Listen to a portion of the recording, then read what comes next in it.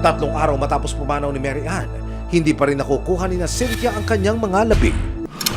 Kaya naman, January 16, inilapit na ng resibo sa Manila Department of Social Welfare o MDSW ang sitwasyon.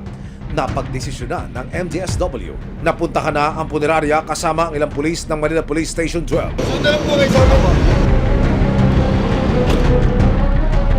Nang makipag-ugnayan ng City Hall sa Barangay 20, ipinatawag na ng punong barangay ang may-ari ng punerarya. Hindi, ganito yan, para malinaw sa lahat.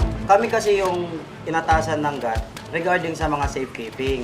Yung mga tiyando, walang pamilya, sa amin ipinupukol. Ang ginamot na yan, ma'am, pasira na kasi siya, ma'am. Ginawan lang namin ang paraan niya para makilala pa rin ang family. Para malaman ni Cynthia kung talagang ang kanyang tiyahin ang dinala sa punerarya, ipinakita sa kanya ni Angelo ang litrato ng pinag-uusapang mga labi. Nakita niyo po yung picture niyo sa GAT, ganun din namin siya nakunuan. May picture ba kayo dala? Legit, sir. Hindi ko sa isang picture niya. Pati nga, nanay. Ito. Opo. Uy, tama na. Tama! Oh, isang mukha lang. Pero paglilinaw ni Angelo, 20,000 ang kanyang sigil hindi para ipasilip kundi para mailabas ang mga labi ni Mary Ann. Nando na po tayo, sir. Okay po. Sa 20 po possible talaga, ba? sir. Kaming ilalawit na 20, hinihingi mo na para deposito. Storage kasi yun, ma'am. Kung magkasa nag-i-storage kami ng 5,000 a day. Yung kasama na yung pag-pick up doon. Normal naman yung pinapupull out ko nga sa inyo yan, ma'am. Di ba? Sabi ko nga sa inyo. Kaso nag-deal tayo na. Hindi, sir. Hindi, sabi mo sa akin, Hindi, ma'am. ganito, sir. Sige lang po. Sige Sige, po. wala pa. Hingga mo na siya. Hindi nyo siya pinupupull out sa akin. Ganito ang sabi ko sa inyo, Sige po. sir. Sir, pwede po bang halimbawa po, Mm. kung kukuha kami ng ibang punerarya, ano po magiging ano natin? Ibabalik nyo yung 20 dahil doon sa storage. Mm-hmm. Kaysa naman po magpalipat-lipat pa yung tiyan. Opo. Sir, sige, sa inyo na lang po. Okay po. O, di ba? Tapos sabi ko, sir, pwede na po ba namin ano na iburo na siya para, ang sabi mo, hindi.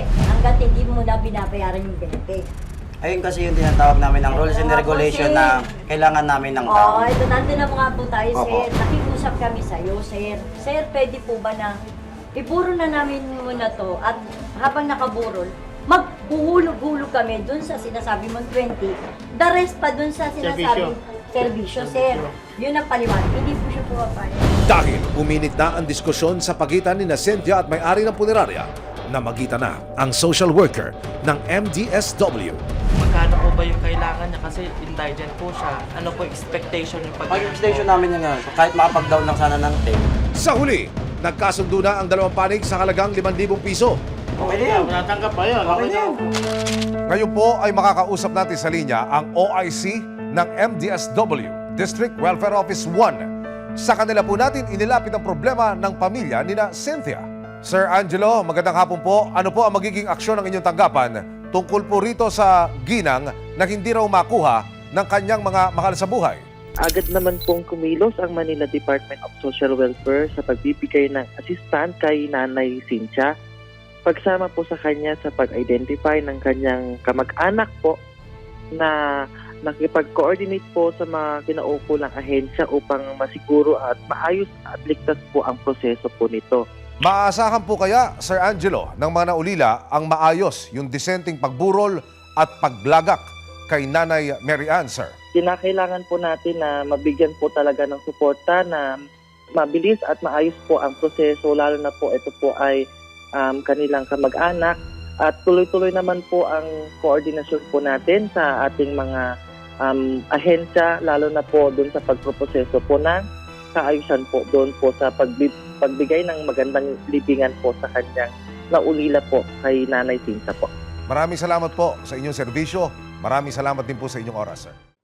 Maraming salamat sa panonood, mga kapuso.